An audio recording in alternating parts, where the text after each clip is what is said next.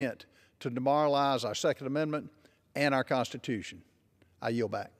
Thank you, the gentleman from South Carolina. Ronald Reagan, to paraphrase, said that freedom is only one generation away from extinction, and it must be fought and preserved from one generation to the next. And no nation, having lost its freedom in history, has ever regained it. And you think about how in the past year and a half, we have seen our most basic, most essential freedoms trampled upon by those who would also trample upon our Second Amendment rights. They have moved to restrict our own health care decisions about whether or not we have to take a vaccine that we may not want or may not need. They have restricted our ability to travel and to move where we want to go, whether or not we can assemble, whether or not we can worship, whether we can go to work, whether we can operate our business, whether or not we can earn a living, and they want to trample upon our rights to defend ourselves. And with that, I yield to the gentleman from North Carolina, Mr. Cawthorn. Thank you.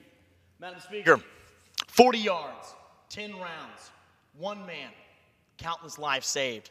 I speak today to acknowledge a new American hero.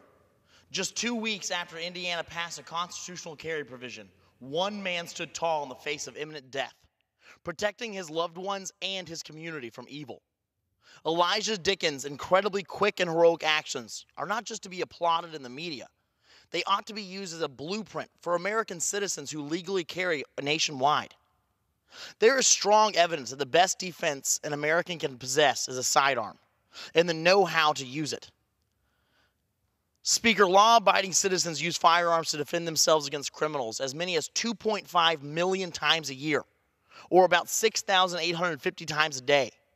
This means that each year, firearms are used more than 80 times more often to protect the lives of honest citizens than to take lives. Moreover, citizens shoot and kill at least twice as many criminals as police do every year, as was the case in Greenwood. The analysis is clear. Law-abiding, gun-toting Americans are the best line of defense against random acts of mass violence. Make no mistake, Congress's gun control lobby would have rather taken the handgun from Elijah's hand and replaced it with blood-soaked corpses of many innocents in Indiana. Speaker, I speak for many Americans when I say we will carry. We will protect ourselves.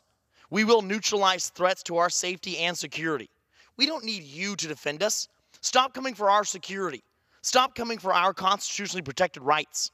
Retire to a nice seaside estate protected by armed guards and let red-blooded, freedom-loving Americans conceal, carry,